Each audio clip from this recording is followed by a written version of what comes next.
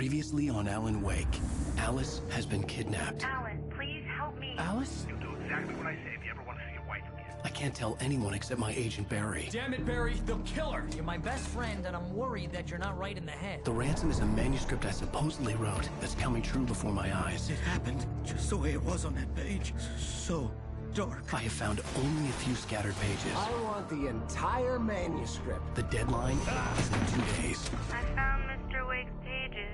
Good girl. How the hell did she get her hands on the manuscript anyway? I don't know. She's resourceful. I told you you were too hard on her. Listen, I found out all sorts of interesting stuff while I was digging around. Yeah. Mr. Wake, it's Sheriff Breaker. We have an FBI agent here, Agent Nightingale. FBI? He's anxious to see you. You'd better come to the station. Okay, I'll be right over, Sheriff.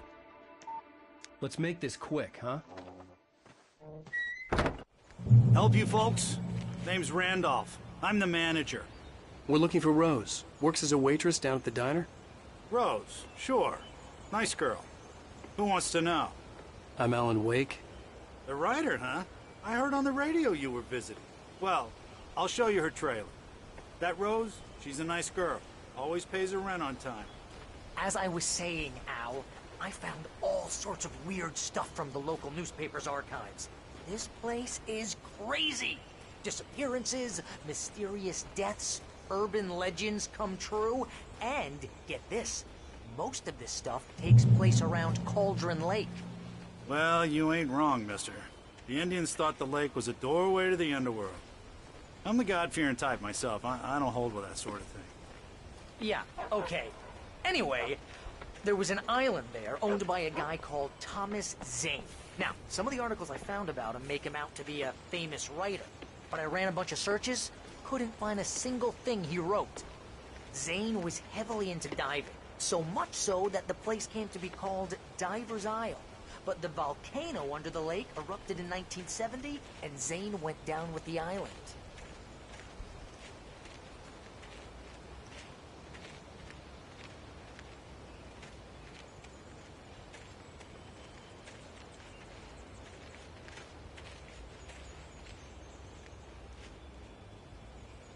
It gets better.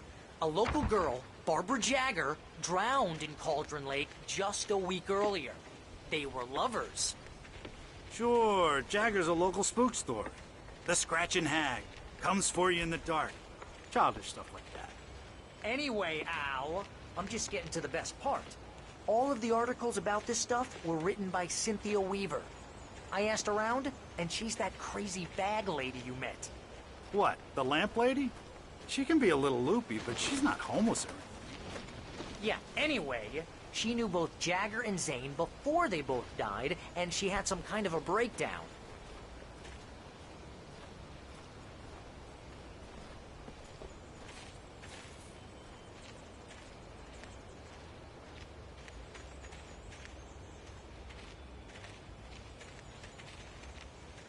Well, mister, this here's Rose's trailer.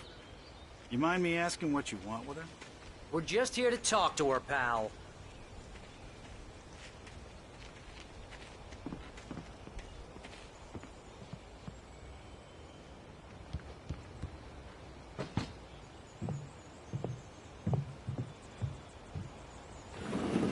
Welcome to... Oh dear, Mr. Wake. I'm so glad you're here. Rose, you have my manuscript? Oh. Oh, yes. Yes. Please, come in. Hey, this is really good. Rose, Yes, my manuscript. I really need it. I understand. I know what you need. A muse to inspire you. Oh, for Barry. She doesn't have anything. Yeah, hey, Al? Al, what's... Oh... Barry! What? What?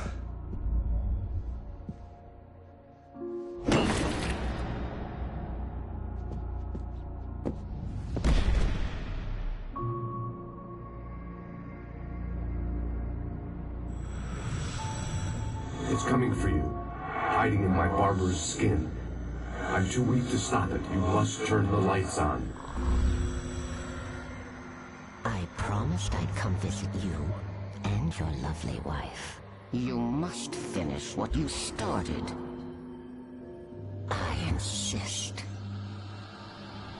You must turn the lights on. Turn the light on. Back to work, boy.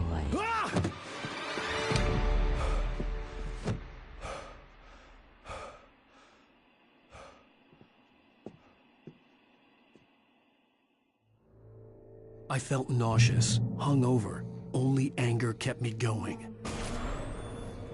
I can't tell reality from dream anymore, but it seems I have an imaginary editor to help me. She's an old woman in a funeral dress. I call her Barbara Jagger. She's very strict.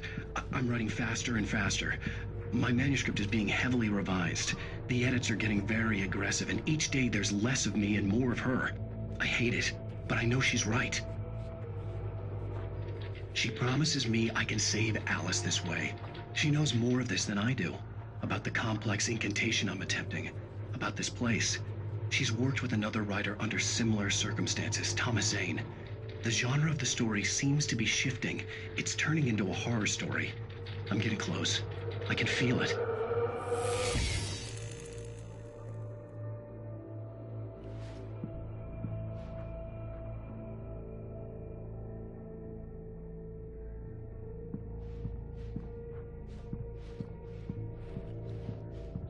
Rose took a day from me. I had less than 12 hours left to meet the kidnapper.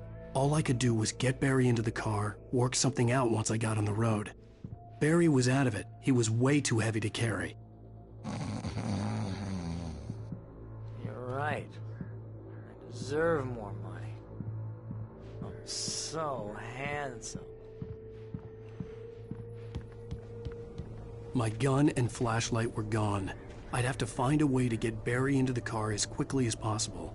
There was no time to waste. Mr. Randolph liked Rose. That little smile she had. How she was still sweet when life had tried so hard to make her bitter. It wasn't any of his business what she did in her trailer. But those strangers, the writer and his smart-ass sidekick, looked like trouble. And they'd been in there for hours, way past her normal bedtime. He reached for the phone and called the sheriff's station.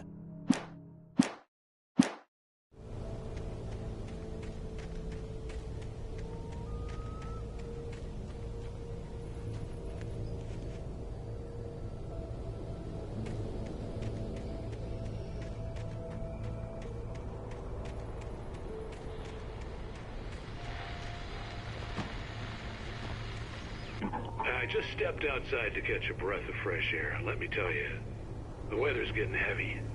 Nights like this make me especially glad I'm here talking to you and not home in bed. Once the weather takes a turn like this, I can't sleep at all.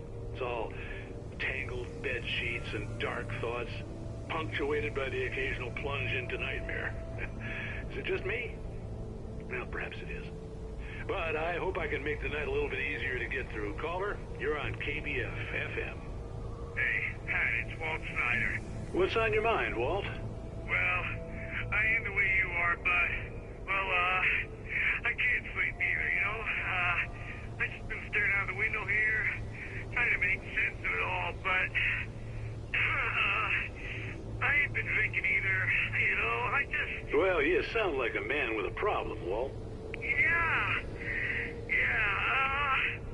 I had a, argument with Danny. You know Danny, and, then I got in trouble with the law, you know, and, I'm just, well... I heard something like that, Walt. Yeah, well, you know, Danny's my best friend, and, they let me out on bail today. And now I'm just alone here at the window, you know, waiting. Man, and there's something in the air tonight, man. I was just outside looking up at the sky above our broadcast tower thinking the same thing. What are you waiting for, Walt? I don't know, but, you know, something's gonna happen. You know, I think I better go. Well, Walt, maybe... No, thanks, Pat. Well, good luck to you, Walt. Hang in there. Let's take a little break, folks. This weather's really something else, huh? How can I be sure you will walk away?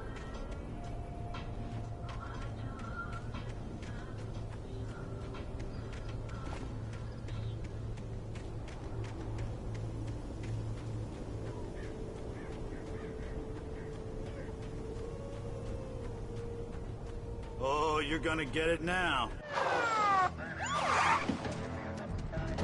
God knows what you've done to that poor girl. This is Agent Nightingale, FBI! Get him up, Hemingway! You're under arrest! You move a muscle, I'll unload right in your goddamn face! Stay right where you are, Slane!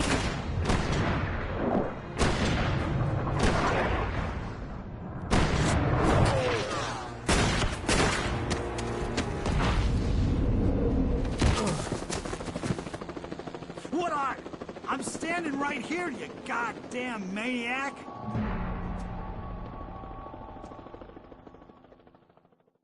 I hated to leave Barry behind, but there was no way I'd miss my appointment with the kidnapper. Give it up, Mr. Wake! Come on! Take it easy!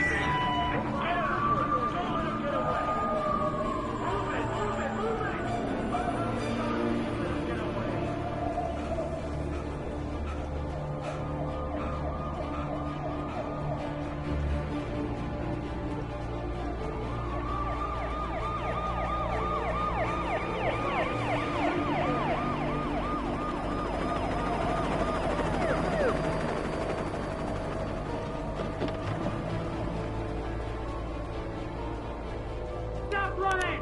Please! Okay, man. Keep your eyes peeled. He's gonna try to make it through here. Oh, damn.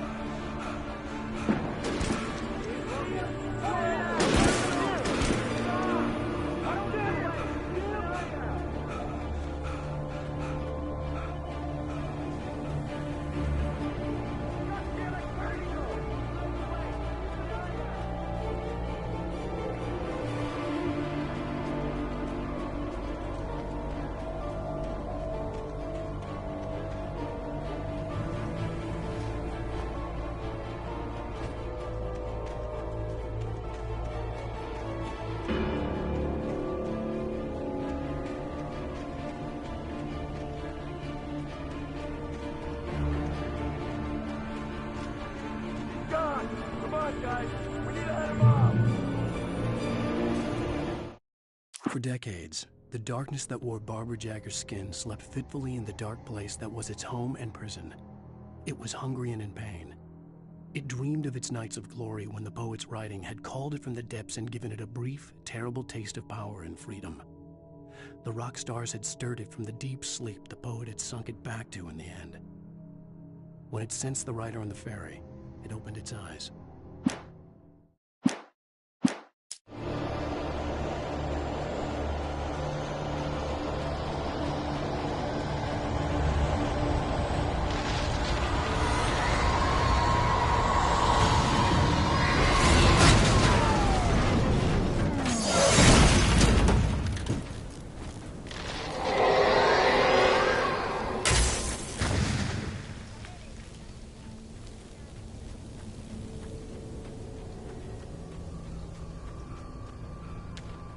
Rose didn't know how the strange old lady got in her trailer, and she looked wrong somehow.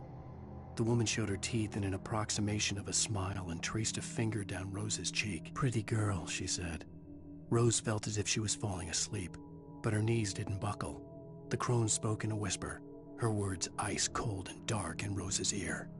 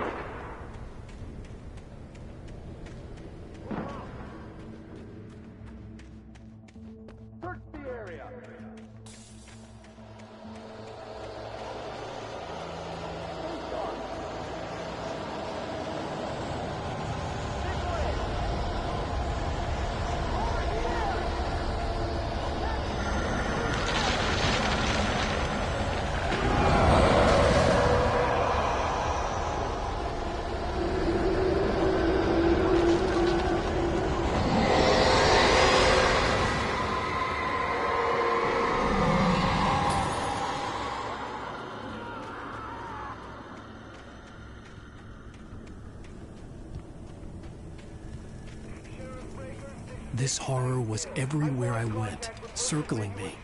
The cops didn't stand a chance.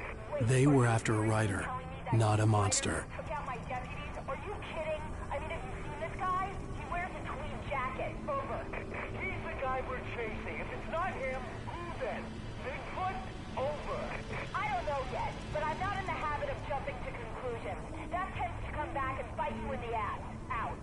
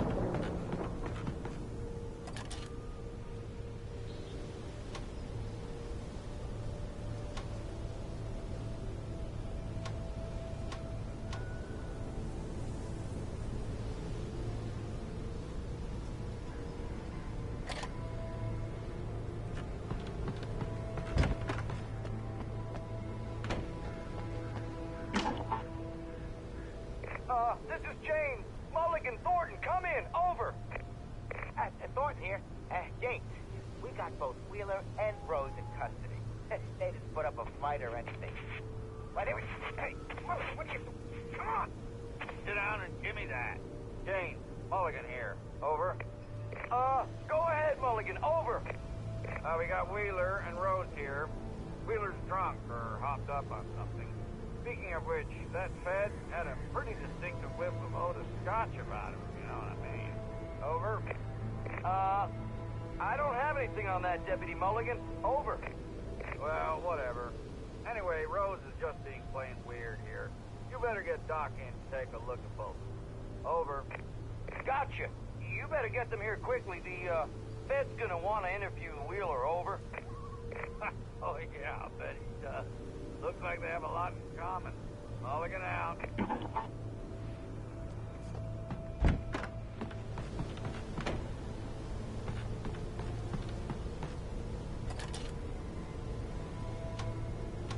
I could see the lights of the radio station in the distance.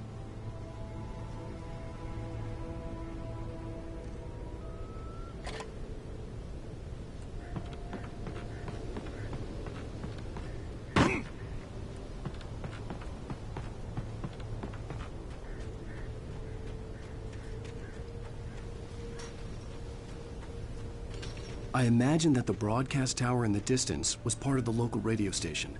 Maine seemed like a decent guy. Perhaps he could give me directions to the coal mine.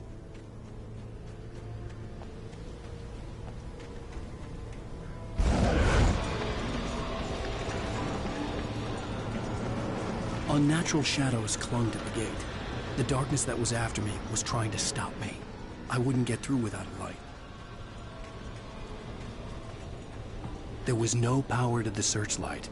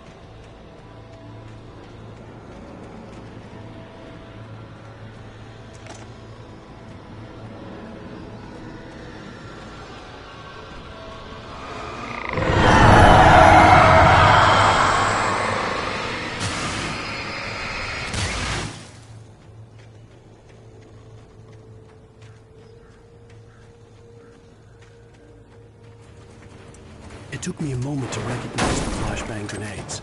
They were an ideal weapon for my situation. Team 1, come in. Over.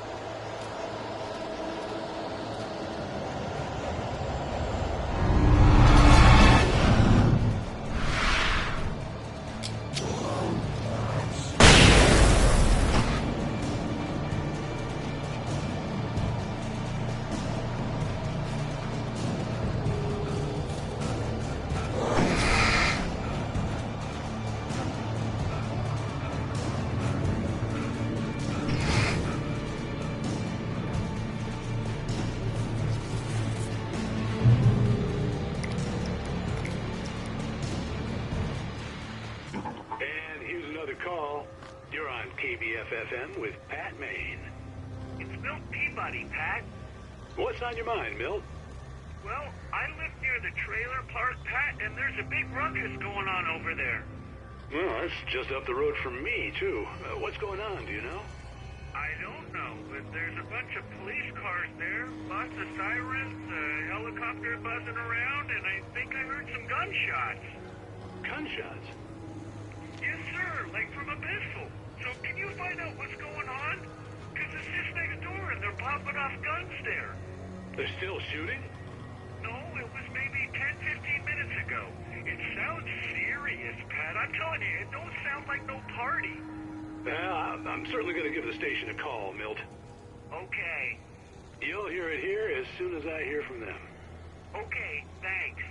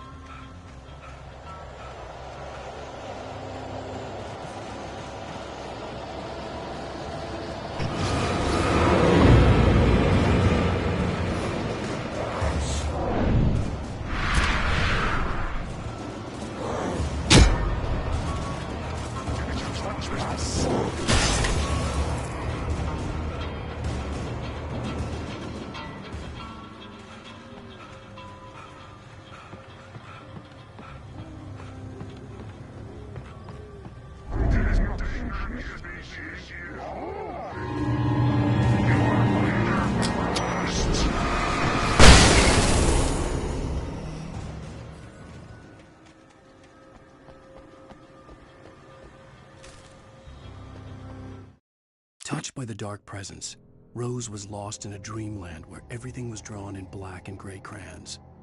The old lady had promised her that all her wishes would come true. She would be Alan Wake's muse. She was smiling so hard it hurt her face. She crushed a bottle full of sleeping pills into the coffee. Deep down inside, she was screaming in terror.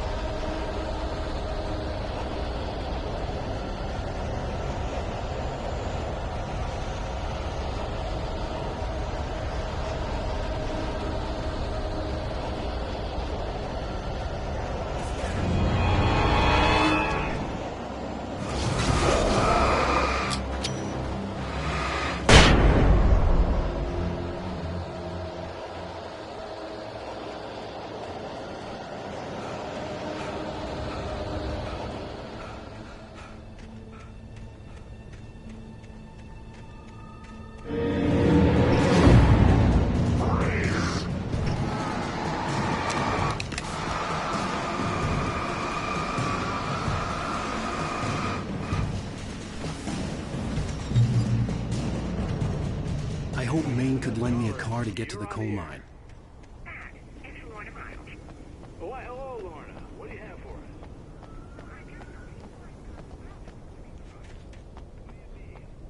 It's a trailer park. Of course you're going to have trouble in a place like that. I mean, what do you expect?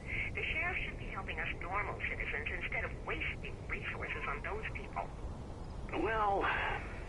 They'll have to try to sort themselves out. I'm sorry, but my granddaddy settled in Bright Falls in 1911. Well, thank you very much for that compassionate viewpoint, Lorna. Oh, here's a little surprise.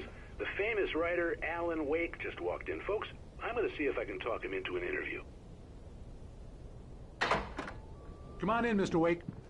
Oh, I'm so glad you could find the time to do this, Mr. Wake. Nowhere to run now, Dan Brown. You back away from me. Don't hurt it. Whoa. Everyone calm down. Put the gun down. We're all friends here, right? Cool your jets, Nightingale. We got him. Judas Priest! What the hell's the matter with you? There's a civilian in there.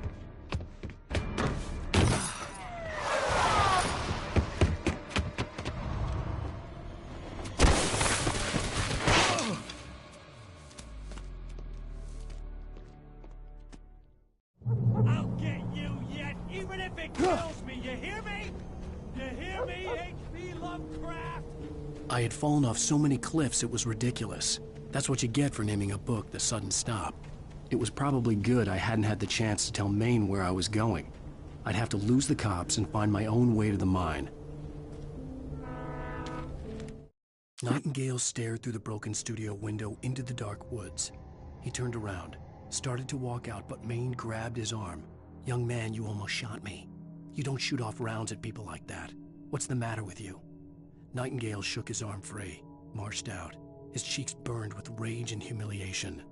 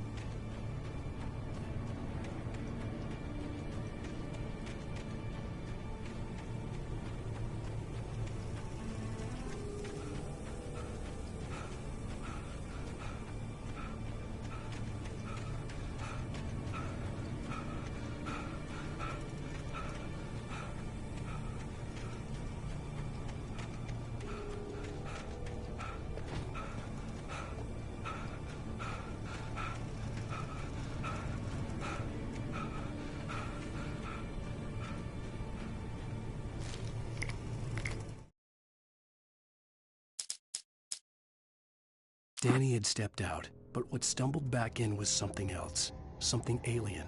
A monster. Walter tried to kill it, first with his fists, then a chair. It wouldn't die.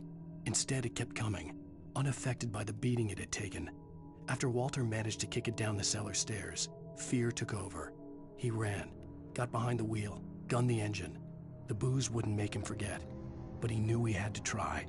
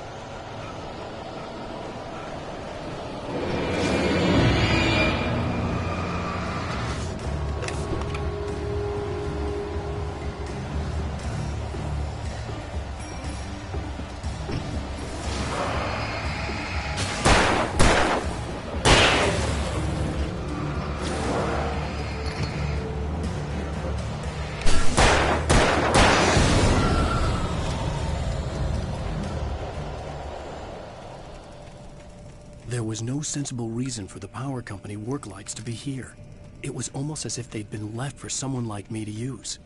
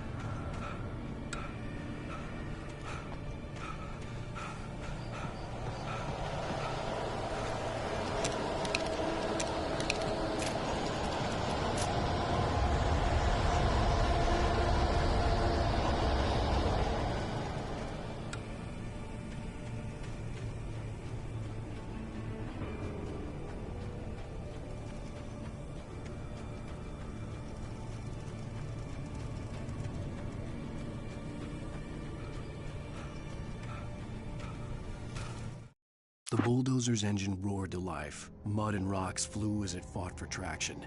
It crashed through the concrete wall and landed heavily in the yard. If it were an animal, it would have shaken its head after the impact, fixed its eyes on me, and charged. Of course, it had no head, nor eyes. Shadows crawled on its form, twisting it into a monster. Then, it came for me.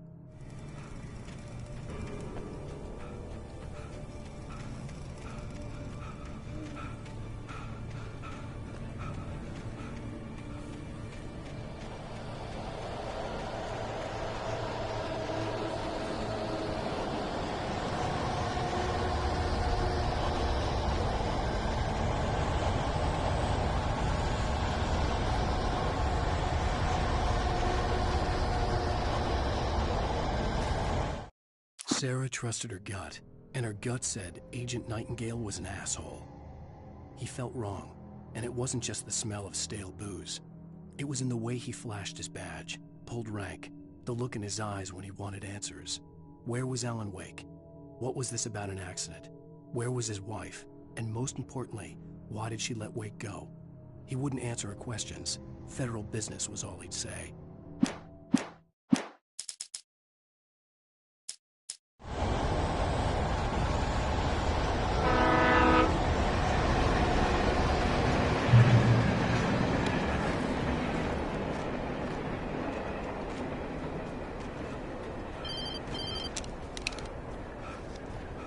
Hello? The most stubborn man I've ever met. Alice? Alice? Alan. Alan. I'm so afraid. He keeps me in the dark. Please help me. I look at you, Alan, and it's not you. Something else. Looking out from behind your eyes. Alice, I'm here. I'm so alone here. It's all gonna go to hell. You need to be careful. Cooperate. The connection had been terrible, but that wasn't the only thing that hadn't been right with the call. She sounded wrong somehow, but she had called me. The pipe wrenched itself loose from the bridge's steel framework. Wrapped in darkness, it floated in midair, twitching. For a moment, I didn't understand what I was looking at. The heavy object lurched at me with impossible force. I threw myself out of the way, but just barely. When I turned my flashlight on it, it shook in a dark rage before it flew at me again.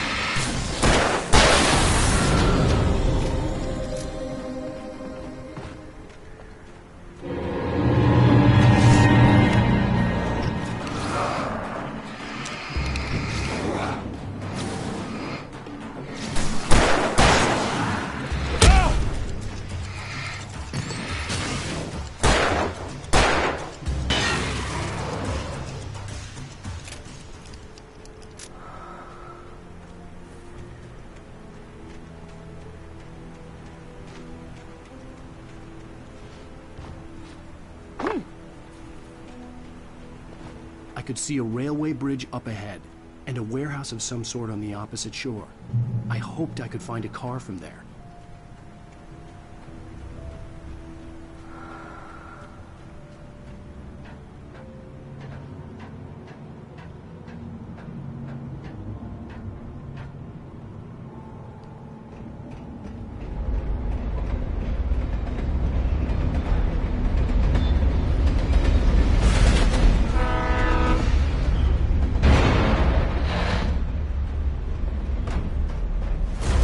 That was pursuing me was growing stronger, and it was taking over everything in its path.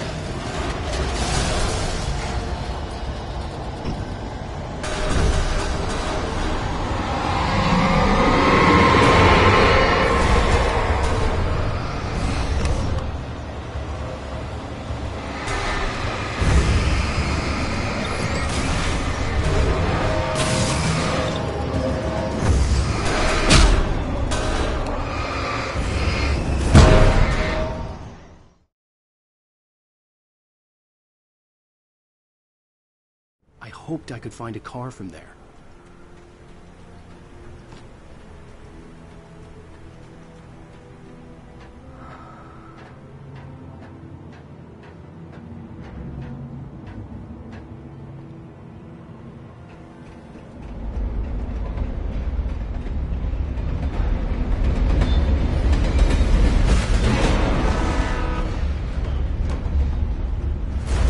That was pursuing me was growing stronger, and it was taking over everything in its path.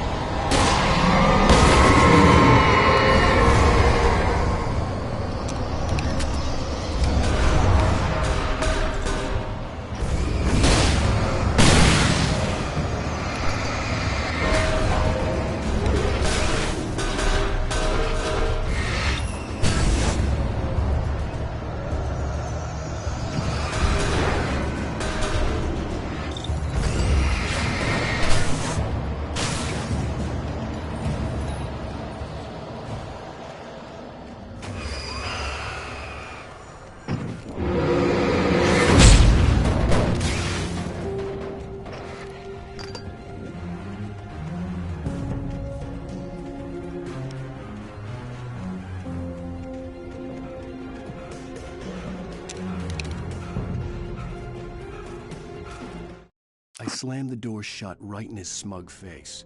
He pleaded for me to open the door. True to form, the asshole actually thought I would obey. I had no sympathy left, no guilt either, not for him. I took a moment to savor the scream. I bet I had a smile on my face. It was all that I had time for. The dark presence was inside the lodge with me.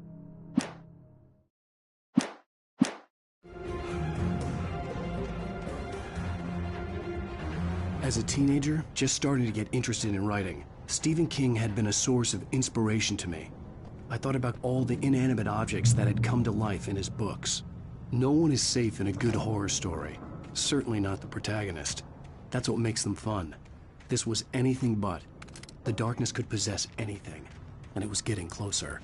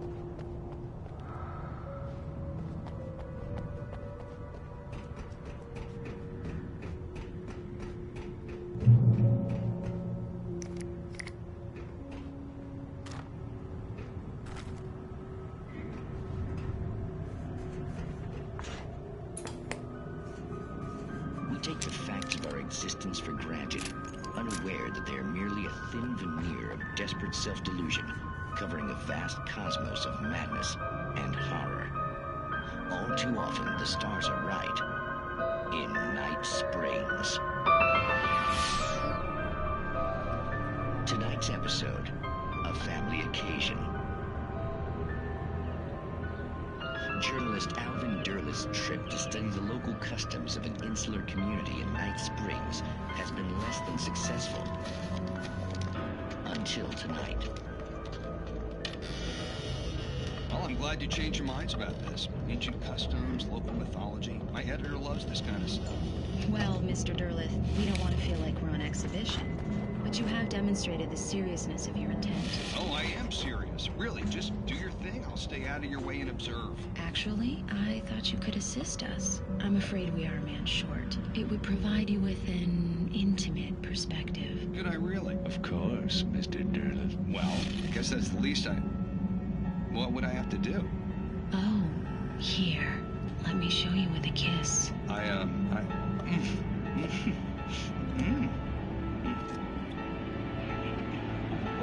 did you...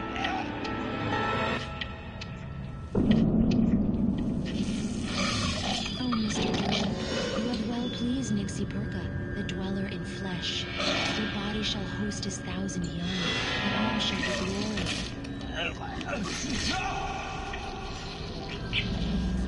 Shh, darling, be calm. Shh. Alvin Derleth learned a harsh lesson. If you go looking for mythology, it may come looking for you.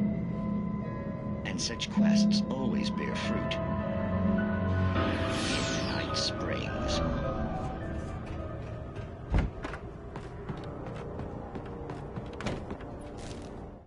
The darkness surged towards me, sucking everything loose from the ground into its depths, tugging at my clothes. I saw the flare the kidnapper had dropped and threw myself towards it just as I felt my feet leave the ground. The darkness embraced me with the force of a tornado. Somehow I managed to light the flare. The darkness roared and cast me away. I fell toward the dark waters of the lake far below.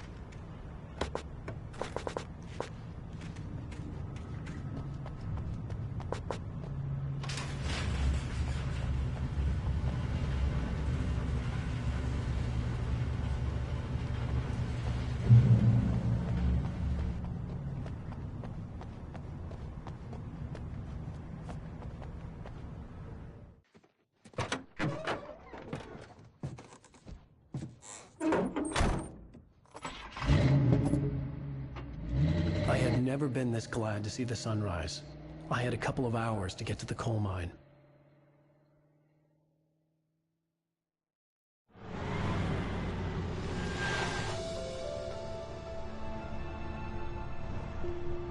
The coal mine wasn't far now.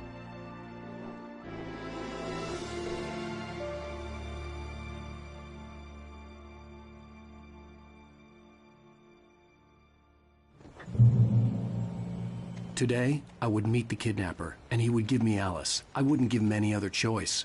A drowning man will clutch at a straw.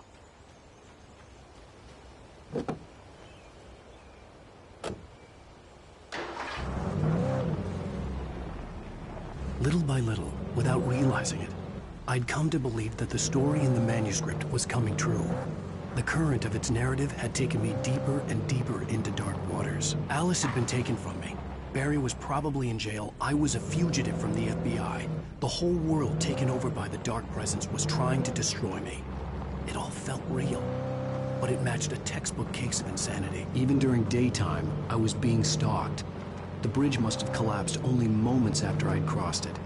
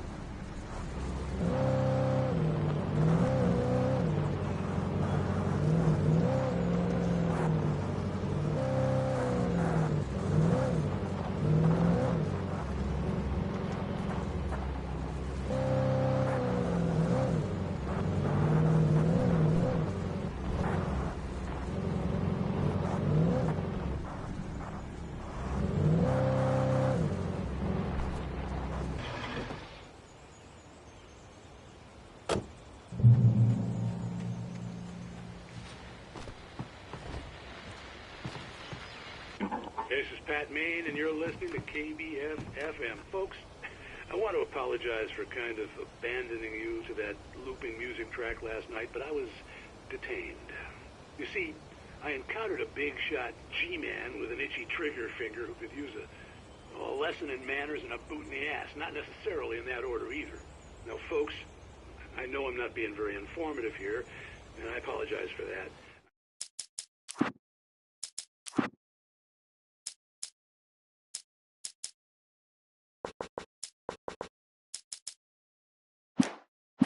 I really should just keep quiet, but I'm just so peeved right now, because some people just shouldn't be carrying badges. I'm just glad that our Sheriff Breaker was there to straighten things out. And if someone I met last night is listening, let me just say, I'm sorry if my mouth got you in trouble. I'm pretty sure you're not the bad guy here. Godspeed, son. I hope you know what you're doing. Now, on a lighter note, I'll be talking to Dr. Nelson all morning. But first, a little music.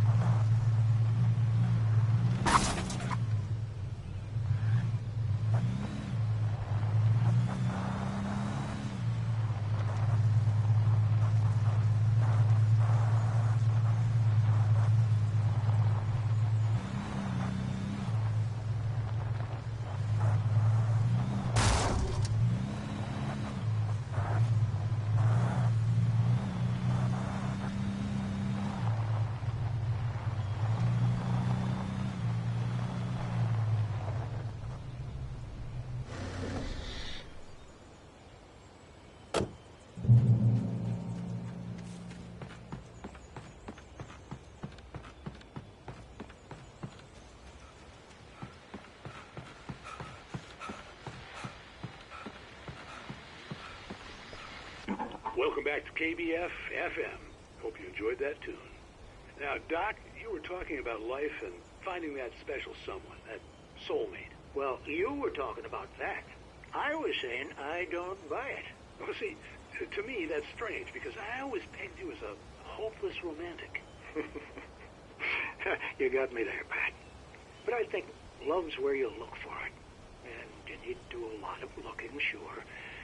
But the idea that there's that one special person out there for you, and if you miss that chance, it's gone forever, and you're forever incomplete. I mean, isn't that depressing?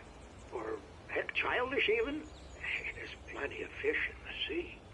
And apparently a fisherman has a fishing analogy for everything, but what you're saying, isn't that a little harsh? Well, no. What I am saying is that your potential for finding that connection isn't limited to what's essentially a chance encounter. How is that harsh? Yeah, well, I guess that's a nice thought, but let me say something personal here. Okay. Now, well, I don't disagree with you exactly, but I can't really fit that together with what I feel, what I felt for someone, because she was the one. She was. And I let her drift away from me. Maybe I didn't put in the work, I don't know, but, well, since then, and it was a long time ago, but since then, there hasn't been anyone, not like her.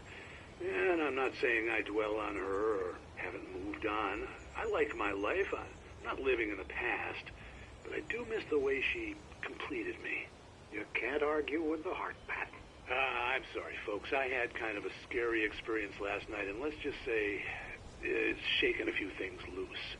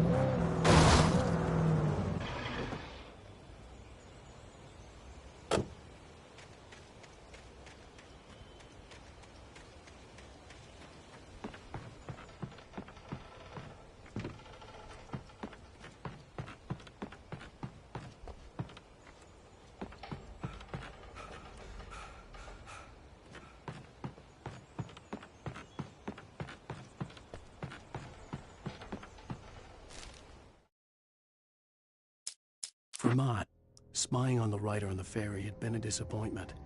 His boss had made Wake out to be something special, but Mott hadn't been impressed. He'd gotten a good long look at the wife, though, and he liked what he saw. Mott had fantasized about goading Wake into a fight, but it hadn't happened. Still, he'd get his chance to see if the writer had anything in him. He'd been promised as much.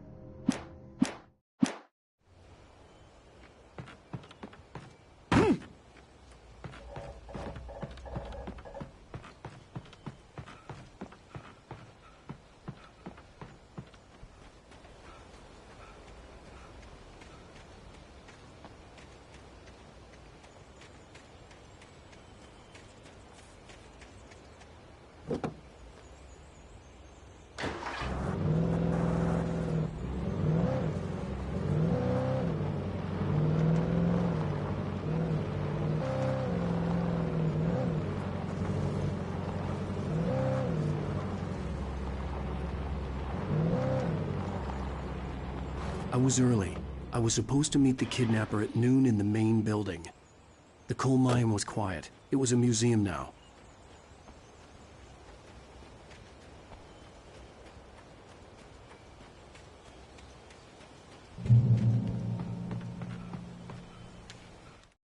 With Nightingale gone and the night wind blowing in through the broken studio window, Maine stared at Sarah. The sheriff looked away. Maine's voice shook with barely controlled anger. That boy's doing more drinking than thinking. I hope you know what you're doing, Sarah. He's got a sickness in his eyes. You take my word for it. He wants Wake for a reason, and it's not for anything good.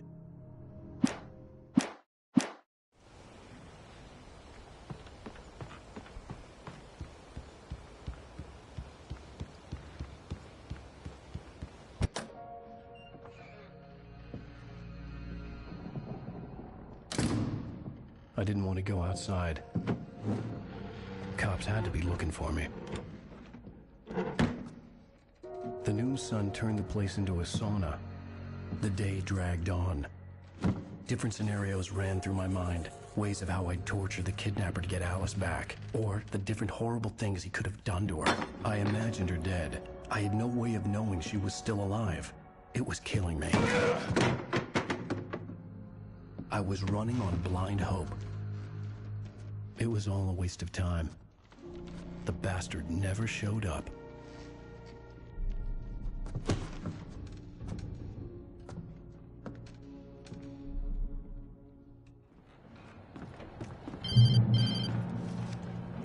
Wake! Where the hell are you? Change of plans. You know where Mirror Peak is? It's a big mountain north of where you are. You follow the path from the mine, you can't miss it. There's a lookout point there. I'll be waiting. I'm through being jerked around by You want you. to see your wife alive? Because if you do, you better watch what you say to me. Do we understand each other? I want to talk to Alice. Yeah, and I want the manuscript. Don't keep me waiting, Wake. Hello? Hello! Ah! I'm gonna kill him! I had to get to Mirror Peak.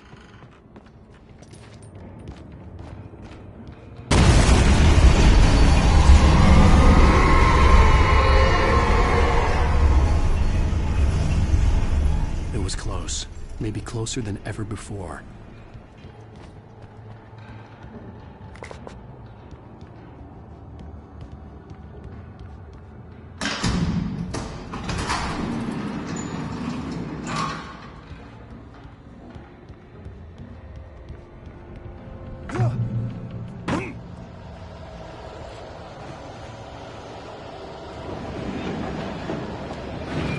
When Thomas Zane fell for Barbara Jagger, it happened fast. She was young, vibrant, and beautiful, full of life. He had never been a very happy man, and without any seeming effort, she had changed all that. Zane felt good for the first time in his life. Everything she did was another piece of a jigsaw puzzle he hadn't even known he'd been missing. And best of all, she made the words flow, strong and sharp. She was his muse.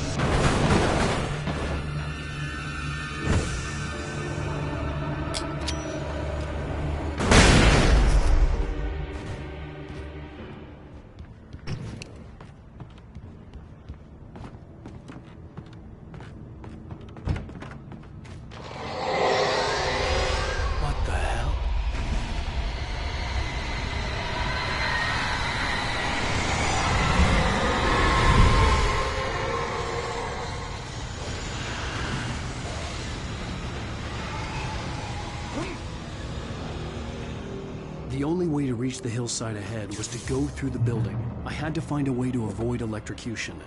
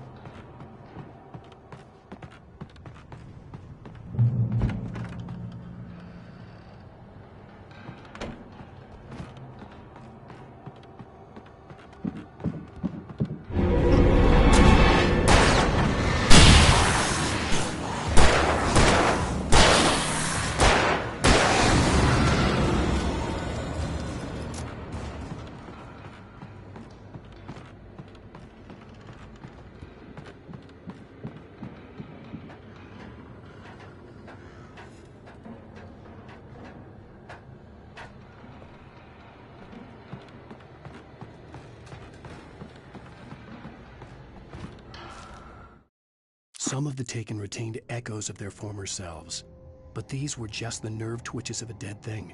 Nothing remained but a shell covered and filled with darkness. In most cases, these puppets were enough for the purposes of the Dark Presence. But for anything more elaborate, as with the writer, it was different. It needed his mind. And so rather than taking him over completely, it merely touched him.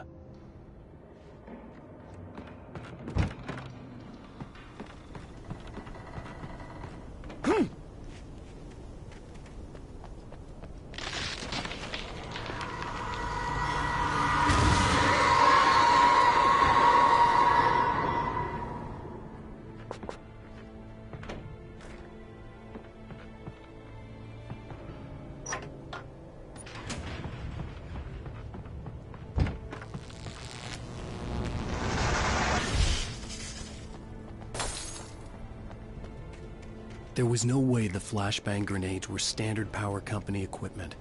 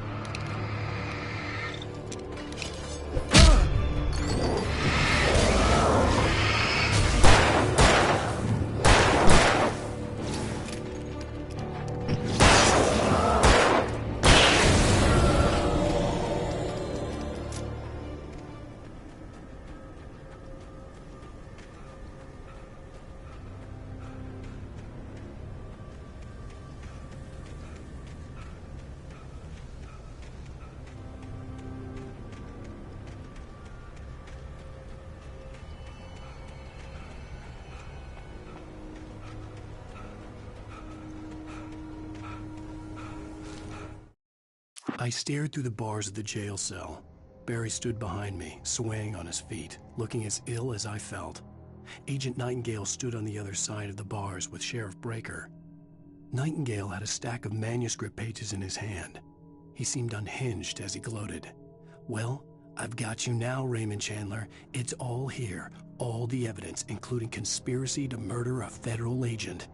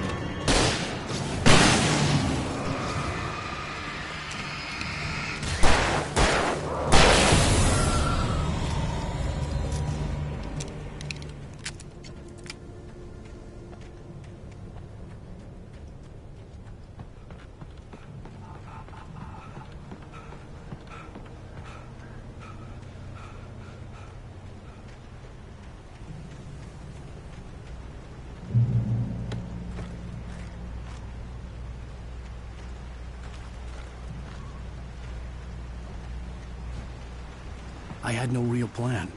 I was going to give the kidnapper all the manuscript pages I had for Alice. If that wasn't enough, I'd hold him at gunpoint and make him talk.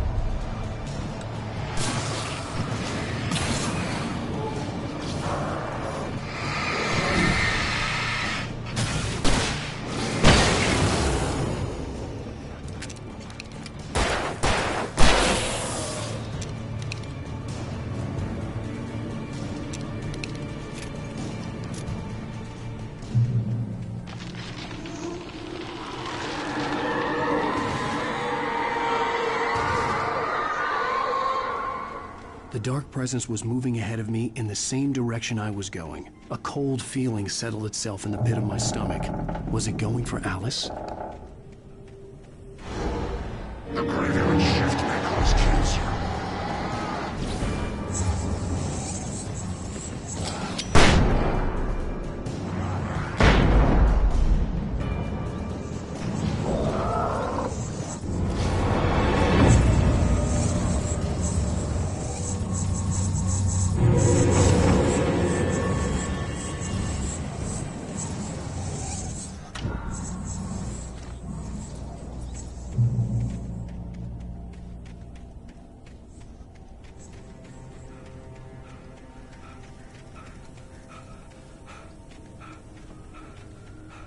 The place was dead, a ghost town.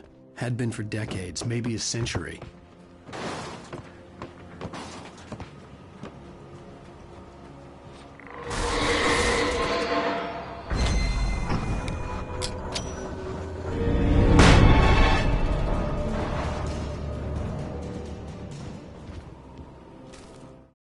Things were never as simple in real life as in fiction. I had lost count of the times I had wished there'd be a clear reason for my writer's block. Something to fight, something to lash out on. There wasn't. I was filled with doubt. I was nothing like the hero in my books. Alex Casey had gone through his life with single-minded determination, never wavering from his goal. Even now, I was angry at myself, angry at Alice, angry at Barry. I was fumbling and I had no plan.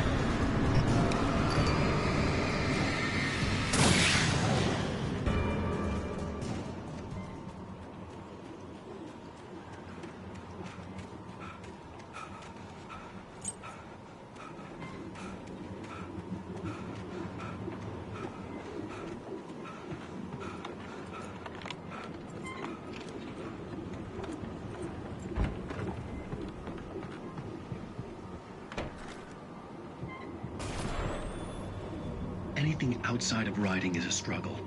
I feel ill. I managed to make my way downstairs. There's a shoebox filled with books and papers by Thomas Zane. It's very hard to focus, but I managed to read some of it. He's a poet, and a good one. He writes of muses and creators summoning fabulous things from a magic lake, using his powers to shape the world of a realm of gods and dreams and demons, dark things that wait for a chance to slip through, wearing the flesh of men as disguise. Zane writes about himself, his girlfriend being taken over by a dark presence, about growing scared of the lake. Zane believes it's a mirror to the gaping void of darkness above, where some Lovecraftian presence lurks. I crawl back upstairs. I'll borrow these things for my story. They ring true. They fit.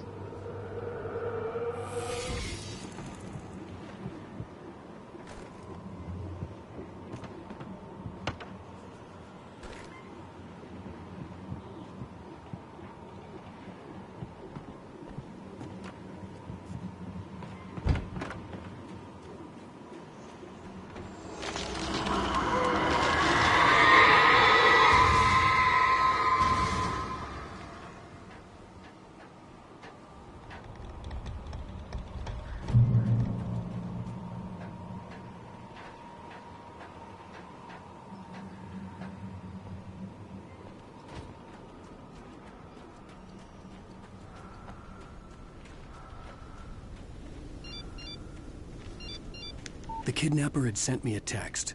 The message was full of spelling errors and insults. It was telling me to hurry up.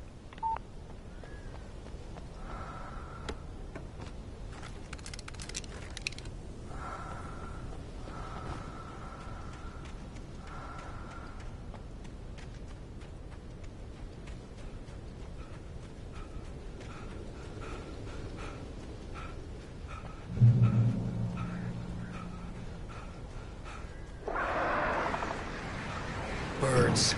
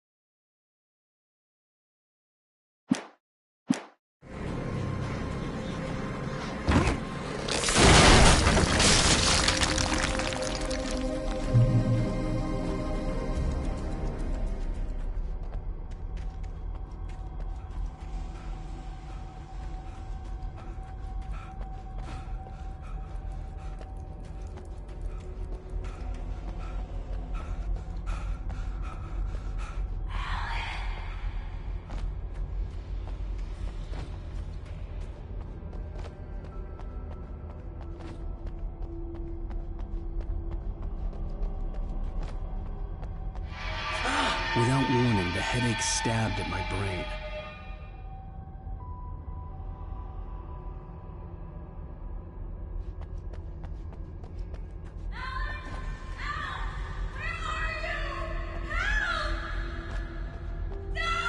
Alice?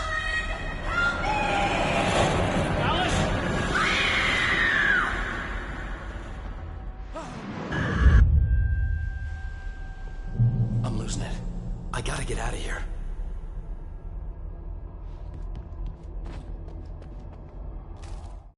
The hunters were big, thick-set men, confident and at home in the woods. They were feeling good, running on beer, ghost stories, and camaraderie late into the night. It did them no good, as they were taken by the dark presence, sucked deep into a darkness far worse than any ghost story they ever told or heard.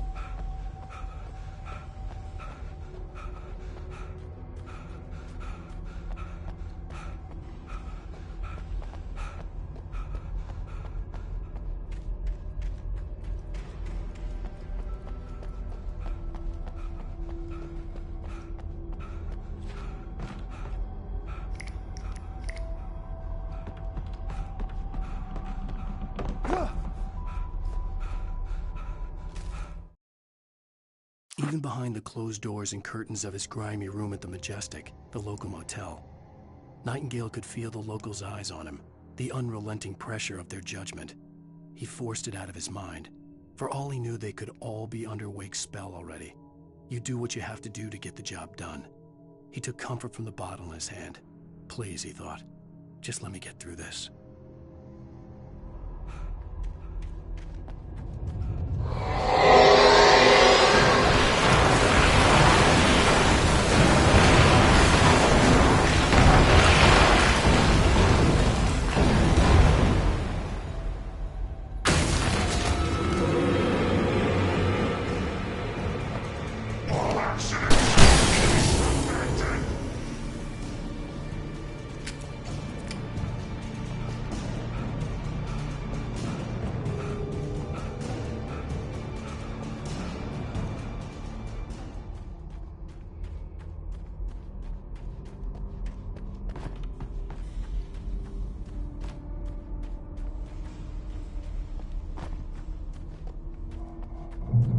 I'd have to make my way up this mine shaft in order to go on. Maybe the machinery could help me with that.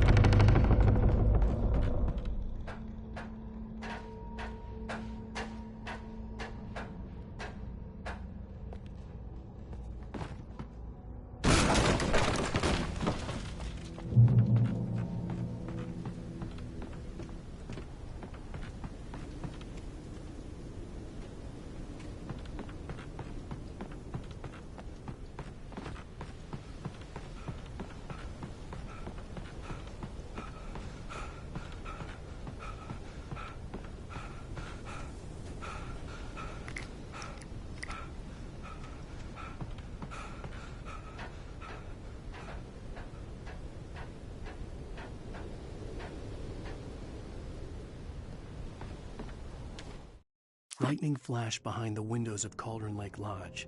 Tor Anderson laughed and held the steel hammer above his head. Nurse Sinclair was trying to calm him down without success.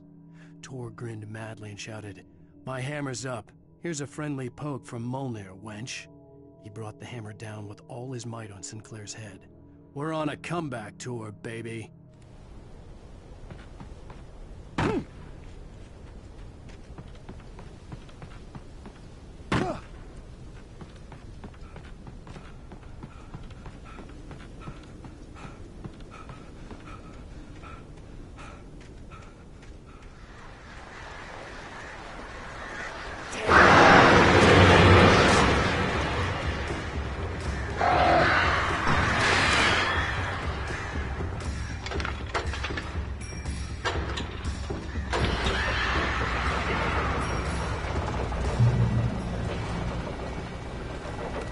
Great. Another cable car.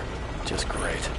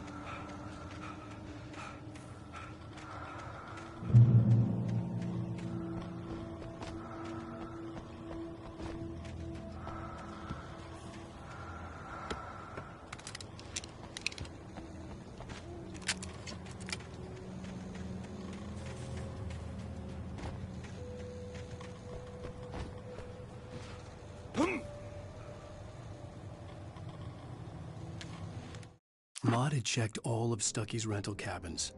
There had been no sign of the Wakes. It was dark when he'd found their car parked at the end of the road by Cauldron Lake. It made no sense.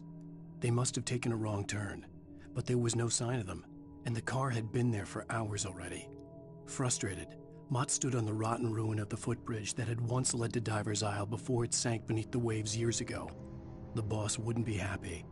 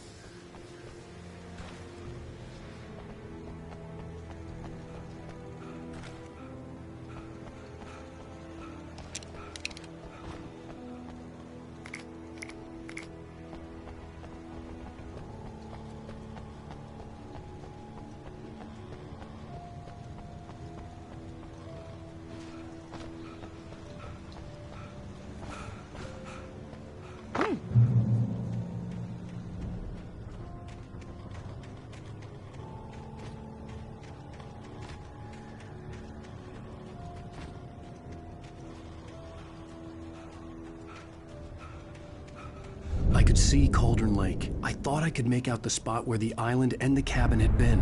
There was a light near it. It had to be a boat.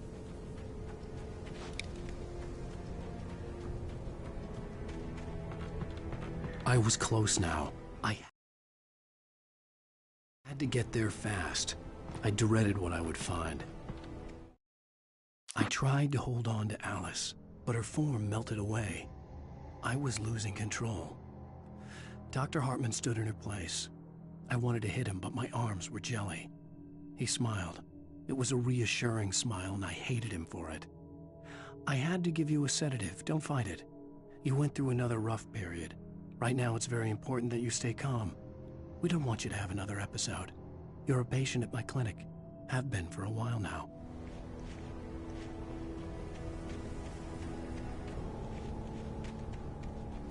Wait! Are you? Wait! Hey, I'm here! I'm coming! No!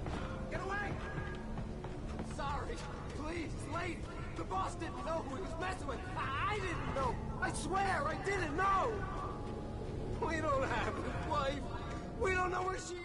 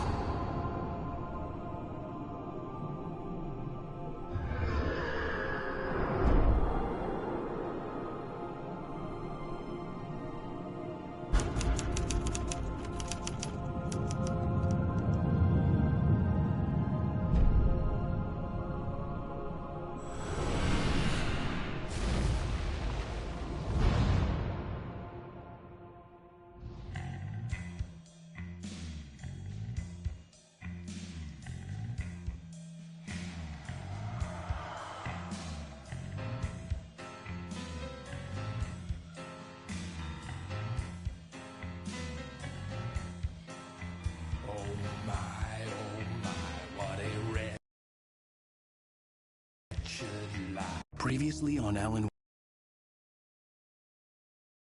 Wake, I'm hunted by the law.